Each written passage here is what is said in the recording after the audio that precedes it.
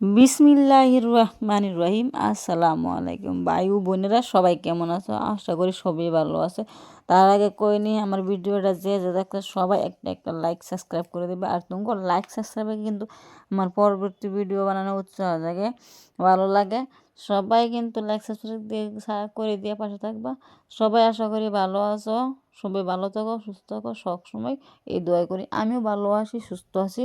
আর আমার লেগে সবাই দোয়া করবা, সবসময় যাতে ভালো থাকতে পারি, সুস্থ থাকতে পারি, আর তুঙ্গর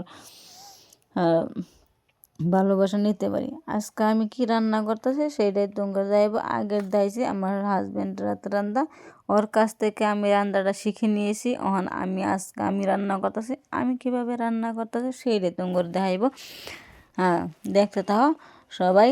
আর কেডা আমার মতো করে রান্না করো না, কাটা কীভাবে রান্না করো অবশ্যই তোমরা জানাবা আমার ভাই বোনেরা। আমি কিন্তু ফার্স্টে একটা কথা আগের থেকে করি, আমি কিন্তু বাজারে যে কোনো বস্তু আনো, আমি কিন্তু ওইটা সেভাবে রাঁধি না। আমি কিন্তু আবার সুন্দর করে আবার বাচ্চা দই তো নীল লাগে অবশ্যই, কিন্তু বালা আমার সুন্দর করে কাটটা কুটটা নিয়ে আবারই পরে কিন্তু আমি লগে কিন্তু এই 2টা না 3টা আলু দিছি, এটু কিন্তু সুন্দরভাবে ধুয়ে বসে নিছি।